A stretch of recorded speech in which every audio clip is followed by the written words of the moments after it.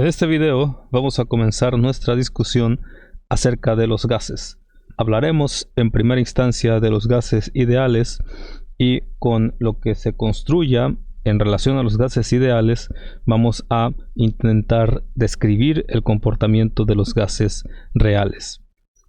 Bueno, ¿por qué estudiar los gases? Pues resulta que toda la termodinámica se basa precisamente en el comportamiento de los gases.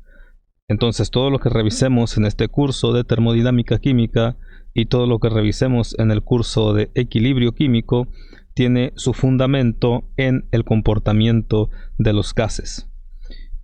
¿Por qué se estudian los gases? Porque es el estado más simple de la materia y por lo tanto es el más fácil de predecir. Un gas básicamente es un fluido, pero a diferencia de el líquido, que también es un fluido, las moléculas de gas están muy separadas unas de otras, de tal manera que las fuerzas o las interacciones intermoleculares son muy pequeñas. Esto va a tomar relevancia cuando intentemos establecer la diferencia entre los gases ideales y los gases reales. Vamos a ver que en el caso de los gases ideales no hay ningún tipo de interacción, ni de repulsión ni de atracción. En los gases reales sí hay fuerzas de atracción y de repulsión, pero esas fuerzas, esas interacciones intermoleculares son muchísimo más pequeñas que las interacciones intermoleculares en el estado líquido y obviamente mucho menor que en el estado sólido. Resulta que habíamos visto que la termodinámica se basa en hechos empíricos, en cuestiones empíricas. Entonces hay una serie de leyes que rigen el comportamiento de los gases, que son una generalización de una serie de experimentos que se realizaron y donde se observó cómo se comportaban dichos gases. Estos hallazgos experimentales postularon una serie de generalizaciones sobre el comportamiento de los gases. Esta teoría que describe a los gases se conoce como teoría cinética de los gases y se construye a partir de la base del gas ideal. Entonces lo que vamos a describir ahora es la definición de un gas ideal, básicamente. Entonces, un gas está compuesto de moléculas que están separadas unas de otras por distancias mucho mayores que sus propias dimensiones. Los gases nosotros los vamos a modelar, bueno, generalmente se modelan como puntos que poseen masa pero que no tienen volumen. Entonces son puntos con masa pero sin volumen. Recuerden, este es un modelo. Después, cuando revisemos, por ejemplo, la ecuación de Van der Waals, vamos a ver que hay un ajuste que se le puede hacer a la ecuación del gas ideal para considerar precisamente el volumen que ocupa una molécula de gas y todas las moléculas de gas. Bueno, cuando las moléculas del gas colisionan entre sí, la energía se transfiere, es decir, no hay pérdida de energía. Este tipo de colisiones entre moléculas se conoce como colisiones elásticas, de tal manera que la energía total de todas las moléculas permanece constante. Entonces, si nosotros tenemos un gas en un recipiente cerrado y este recipiente tiene una temperatura, es decir, las moléculas tienen energía, cuando las moléculas de gas colisionen entre sí, la energía solo se va a redistribuir entre las moléculas. Pero a nivel macroscópico, y ya hemos visto que la termodinámica trata de mediciones de propiedades intensivas a nivel macroscópico nosotros no vamos a observar cambios. Entonces, conforme transcurre el tiempo, la temperatura va a permanecer constante, de tal manera que eso está relacionado con que las colisiones sean elásticas, de tal manera que cuando colisionan, la energía solo se redistribuye y no se pierde. Otra cuestión sumamente importante de los gases ideales es que las moléculas de gas no ejercen fuerzas atractivas ni repulsivas entre sí. Esto va a tomar mucha relevancia, por ejemplo, cuando estemos hablando de la primera ley de la termodinámica, en particular de la energía interna, y también va a tener mucha importancia cuando definamos la segunda ley de la termodinámica. Entonces, no hay fuerzas atractivas, no hay fuerzas repulsivas. Vamos a revisar que la ecuación de Van der Waals, que es la que más vamos a utilizar para describir a los gases reales, también tiene un parámetro que ajusta las fuerzas de atracción o de repulsión molecular entre las moléculas del gas. Otra cosa importante que ya revisamos anteriormente es que la energía cinética promedio de las moléculas es proporcional a la temperatura del gas. Es importante comentar esta cuestión de la energía cinética media, es el promedio de las energías cinéticas de todas las moléculas. Nosotros ya sabemos que la energía cinética es igual a un medio de la masa por la velocidad al cuadrado. Ahora, esta velocidad que tenemos aquí, bueno, en primera instancia, esta energía cinética con la barra arriba hace referencia a la energía cinética promedio. Y esta velocidad U al cuadrado es la velocidad cuadrática. Y esta barra que tenemos arriba hace referencia a que es la velocidad cuadrática media. Es decir, las moléculas pueden tener diferentes velocidades. Pero si tomamos en cuenta todas esas velocidades y las promediamos, es decir, sumamos las velocidades de todas las moléculas y las dividimos entre el número total de moléculas, obtenemos lo que se conoce como velocidad cuadrática media. Es un promedio de la velocidad de todas las moléculas. Y resulta que la energía cinética es directamente proporcional a la temperatura. Y como la energía cinética media es igual a un medio de la masa por la velocidad al cuadrado, pues un medio de la masa por la velocidad al cuadrado es directamente proporcional a la temperatura. Es decir, la velocidad es directamente proporcional a la temperatura. A mayor velocidad, mayor temperatura. A menor velocidad, menor temperatura. Entonces, la energía cinética es igual. Bueno, si tenemos esta relación de proporcionalidad y necesitamos convertirla en una igualdad, necesitamos una constante. Entonces la energía cinética es igual a una constante por la temperatura. Bueno, estas son las generalizaciones que se han hecho en base a el gas ideal, que estas generalizaciones van a aparecer a lo largo de todo el curso. Y es muy importante que se tengan en cuenta. Muy bien, vamos a comenzar nuestra discusión del comportamiento de los gases con esta pequeña animación que tenemos aquí. Básicamente es una jeringa que está conectada a un aparato que mide la presión.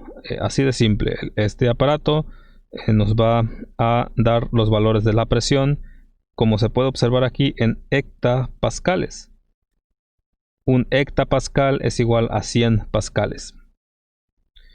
Y ya hemos analizado esta unidad de los pascales en términos de la definición de la presión desde el punto de vista físico, que es la fuerza sobre el área. Entonces la fuerza está dada en newtons, el área está dado en metros cuadrados. Entonces newtons sobre metros cuadrados es la unidad que conocemos como pascales. Bueno, entonces es una jeringa. Lo que tenemos aquí es un ejemplo que va a aparecer muchas veces a lo largo de este curso. Y este ejemplo es el de un pistón. Un pistón básicamente es una barrera que se mueve de tal manera que puede provocar una compresión o una descompresión de un gas. Puede provocar una disminución en el volumen o un incremento en el volumen. Y esta imagen del pistón es sumamente importante porque a partir de ella se define tanto la primera como la segunda ley de la termodinámica. Bueno, en este caso estamos considerando que el pistón, bueno, en la mayoría de los casos vamos a considerar que el pistón no tiene fricción, es decir, esta barrera movible que tenemos aquí no tiene fricción. nosotros ya sabemos por experiencia que en el caso de una jeringa sí hay mucha fricción. Y bueno, esta cuestión de la fricción va a tomar más relevancia después en el curso. Bueno, lo que vamos a hacer ahora es pensar en el aire que está dentro de la jeringa en este espacio. Entonces, ¿qué pasa si nosotros aplicamos una fuerza en esta dirección? Pues al aplicar la fuerza es como si colocáramos nuestro dedo allí y aplicáramos una fuerza, pues lógicamente el volumen que está dentro de la jeringa va a comenzar a disminuir. Y eso provoca un efecto sobre la presión. Conforme el volumen disminuye, la presión incrementa. Y esto intuitivamente ustedes lo pueden observar si toman una jeringa. Este orificio lo tapan de tal manera que no salga aire por allí. Y luego comienzan a comprimir el émbolo de la jeringa. Cuando están comprimiendo, están aplicando una fuerza. Es decir, hay una fuerza que se aplica en esta dirección sobre un área determinada. El área es esta. Noten que como el área no cambia conforme se desarrolla el proceso, pues lo único que está afectando es la fuerza. Entonces, si ustedes comprimen el émbolo, va a llegar un punto en el que para comprimirlo aún más van a necesitar aplicar una mayor fuerza. Y obviamente eso implica que la presión es mayor. Es decir, en ese punto, por ejemplo, cuando ustedes introducen el émbolo hasta una cierta distancia, si ustedes necesitan mantener el émbolo allí, o para mantener el émbolo en esa posición, necesitan aplicar una fuerza constante en esta dirección. Como el émbolo está en equilibrio, debe haber una fuerza en dirección opuesta, es decir, una fuerza en esta dirección que provoca que el émbolo se mantenga inmóvil. Como se está aplicando una fuerza por una unidad de área y el área es la misma, entonces concluimos que en ese punto la fuerza en esta dirección debe ser igual a la fuerza en la dirección opuesta. Y por lo tanto concluimos que la presión externa es igual a la presión interna del gas, la presión interna del aire que está aquí. Entonces, si comprimimos más, si disminuimos más el volumen, la presión incrementa. Cuando soltamos el émbolo, pues la presión comienza a disminuir y la presión que está dentro del recipiente mueve el émbolo en la dirección opuesta hasta alcanzar un equilibrio mecánico. Ya hemos visto que el equilibrio mecánico se alcanza cuando la presión en ambos lados es la misma. Entonces, lo interesante aquí es cómo se comporta la presión con respecto al volumen. Y observamos que si el volumen incrementa, en este caso lo incrementamos, por ejemplo, hasta ese punto. Si incrementa el volumen del gas, en este caso el volumen es 100 mililitros, pues la presión disminuye.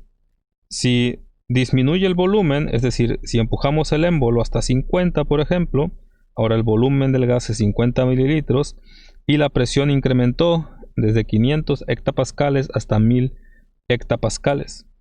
Es decir, el comportamiento es que conforme el volumen disminuye, la presión incrementa y viceversa. Si el volumen incrementa, la presión disminuye. Por lo tanto, podemos concluir que la presión es inversamente proporcional al volumen y lo podemos escribir así. Y esto se basa, como hemos visto, en un hecho totalmente empírico. La presión es inversamente proporcional al volumen. Ahora, si nosotros queremos convertir esa relación de proporcionalidad en una igualdad, necesitamos introducir una constante. Y esa es la expresión que después la vamos a desarrollar un poco más. Es la expresión que se va a convertir en la ecuación del gas ideal. En este caso, tenemos que la presión es igual a una constante entre el volumen. Vamos a revisar que esto que tenemos aquí, esta expresión, se conoce como la ley de Boyle. Y vamos a ver que eso describe el trabajo, vamos a revisarlo después, describe el trabajo realizado por el sistema o el trabajo realizado sobre el sistema al determinar el área debajo de la curva de esa gráfica. Pero eso lo vamos a revisar en su momento. En este momento, lo que necesitamos entender es que la presión es inversamente proporcional al volumen. Aquí tenemos básicamente el mismo experimento, pero en este caso vamos a tabular los valores de la presión observados. Noten que aquí se está disminuyendo el volumen. En este caso se disminuye hasta alrededor de 7 mililitros, este volumen que está aquí. Y aquí tenemos un aparato para medir la presión. En este caso la presión es por arriba de 40. Bueno, aquí son libras por pulgada cuadrada, PSI. Entonces, cuando nosotros soltamos el émbolo, pues espontáneamente el gas se va a expandir y va a provocar una disminución en la presión y un incremento en el volumen. Recuerden, la presión es inversamente proporcional al volumen. Y en ese punto, por ejemplo, conforme nosotros soltamos el émbolo y este se mueve, aquí aparecen tabulados los valores del volumen y la presión del gas. Entonces, esto es el mismo principio, es la misma ley de Boyle. El volumen es inversamente proporcional a la presión. Y bueno, en este caso lo único que vamos a hacer es convertir la presión en PSI, que es la presión que nos da este experimento, en atmósferas, para que se vea más claro el comportamiento. Entonces convertimos las PSI en atmósferas, pues esta es la relación, este es el factor de conversión. Entonces resulta que aquí tenemos el volumen en esta columna y en esta columna de acá ya tenemos la presión en atmósferas. Si nosotros graficamos ese volumen y esa presión, por ejemplo, en el primer punto tendríamos un volumen de 10.42, es decir, por aquí, no por aquí, y una presión de 3.36 atmósferas, que es este punto. El siguiente punto está en un volumen de 13.62 y 2.57 atmósferas. El siguiente punto está en 16.82, que sería este punto que tenemos aquí, este par coordenado 16.82, y una presión de 2.08. Y así sucesivamente comenzamos a graficar todos los puntos y obtenemos ese comportamiento. Claramente, pues una línea recta no lo puede describir, es decir, la ecuación de la línea recta no describe el comportamiento de la presión en función del volumen de un gas. Sin embargo, esta expresión sí lo describe bien, y esta gráfica, esta línea roja, es la gráfica de una función racional. Y nosotros ya hemos visto que esa función racional, en el experimento anterior vimos que la presión es inversamente proporcional al volumen y que había una constante. Bueno, en estos datos nosotros podemos determinar la constante por el ajuste de los datos experimentales, es decir, buscamos una expresión que describa estos puntos azules que están aquí, y resulta que esa expresión es cuando la constante es igual a 35. Entonces la presión es igual a una constante, un número, 35, entre el volumen, que es precisamente lo que habíamos visto anteriormente, en la diapositiva anterior. Entonces aquí surge lo que se conoce como la ley de Boyle a partir de estos resultados experimentales. Y aquí está descrita ya en términos un poco más formales, en términos de una columna de mercurio. Entonces, el experimento es así. Imaginen que tenemos un gas aquí y le colocamos mercurio. Obviamente, como el mercurio es muy denso, impide la salida del gas y el gas queda atrapado. Entonces, si nosotros colocamos una columna de 760 milímetros de mercurio, pues estamos incrementando la presión. Noten que como en este caso, en todos los casos está abierto a la atmósfera, entonces hay una presión atmosférica. Entonces, ¿cuál es la presión en este punto? Pues es igual a una atmósfera. La presión del gas es igual a una atmósfera. Y la presión del gas es igual a la presión externa. Si se coloca 760 milímetros de mercurio, pues eso va a provocar que la presión sobre el gas incremente. Noten que ahora tenemos una columna de mercurio que tiene un volumen, que tiene una masa, que ejerce una fuerza hacia abajo, y eso provoca que el gas se comprima. Entonces estamos aplicando una presión más grande y el volumen del gas disminuye. Noten que la presión del gas, el que está comprimido aquí, es de 2 atmósferas, porque tenemos una atmósfera por efecto de que este recipiente está abierto, y otra atmósfera debido a estos 760 milímetros de mercurio. Si colocamos otros 760 milímetros de mercurio, pues el gas se comprime aún más. En este caso, la presión del gas es igual a 3 atmósferas. Esta cuestión de que esta presión del gas es igual a la presión externa va a ser muy relevante cuando revisemos los procesos reversibles, cuando estemos discutiendo la primera ley de la termodinámica. Entonces lo que observamos aquí es que si nosotros incrementamos la presión sobre el gas, el volumen disminuye. Noten que es el mismo principio pero a la inversa. En este caso el volumen está en función de la presión. Entonces podemos decir, después de haber visto todo esto, que la presión de una cantidad fija de gas a una temperatura constante es inversamente proporcional al volumen del gas. Y esto, de nuevo lo repito, se conoce como la ley de Boyle. Entonces, ¿cuáles son las condiciones de la ley de Boyle? Temperatura, y vamos a ver después composición constante. El número de moles y la temperatura debe ser constantes. Esto es muy relevante. Entonces, la presión es igual a una constante por 1 entre el volumen. Recuerden, para cambiar una relación de proporcionalidad en una igualdad necesitamos una constante. Y resulta que nosotros, si despejamos esta expresión, este volumen, bueno, multiplicamos todo por volumen, volumen entre volumen se eliminaría en este caso, y aquí nos quedaría la presión por el volumen. Entonces la presión por el volumen es igual a una constante.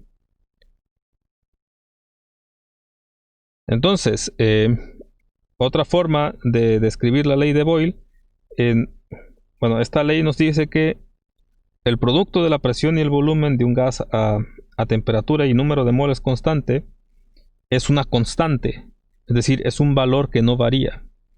Y esto va a ser muy relevante, por ejemplo, cuando estemos resolviendo problemas de cómo se comporta la presión y el volumen en términos de cambios entre ellos. Cuando estemos resolviendo problemas, vamos a retomar estas expresiones y vamos a aplicarlas para poder resolver problemas.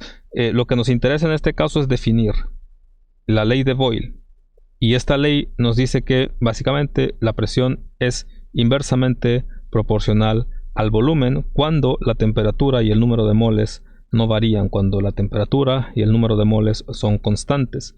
Vamos a ver después y vamos a definir que cuando un proceso se lleva a cabo a temperatura constante se conoce como isotérmico.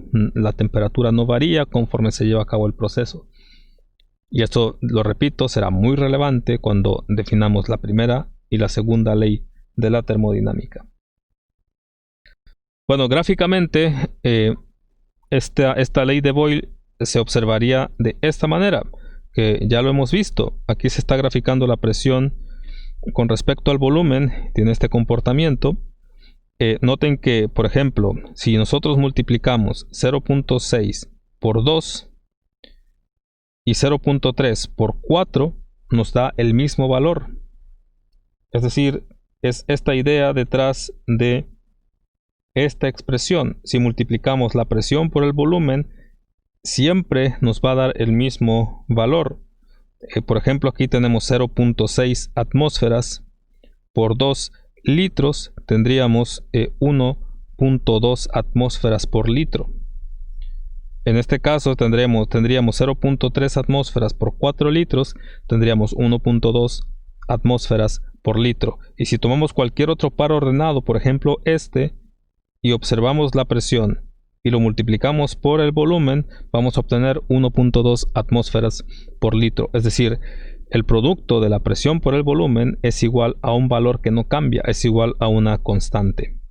Si por ejemplo nosotros observamos esta forma de la ecuación de la ley de Boyle, pues estamos observando que si nosotros graficamos la presión contra 1 sobre el volumen, vamos a obtener una línea recta con una pendiente igual a esta constante, que es esta línea recta que tenemos aquí. Entonces son dos variables de la misma ecuación. Entonces, por ejemplo, si estamos en este punto, este es el punto 1, donde tenemos presión 1 y volumen 1, y este es el punto 2, donde tenemos presión 2 y volumen 2, pues al multiplicar estas dos, vamos a encontrar que siempre nos da el mismo resultado. Por lo tanto, podríamos decir que P1 por V1 es igual a P2 por V2. Y esto nos permite, dadas, por ejemplo, un valor de la presión, un valor del volumen y otro valor de la presión, determinar el volumen en el estado 2. Resumiendo, la ley de Boyle, ¿qué nos dice?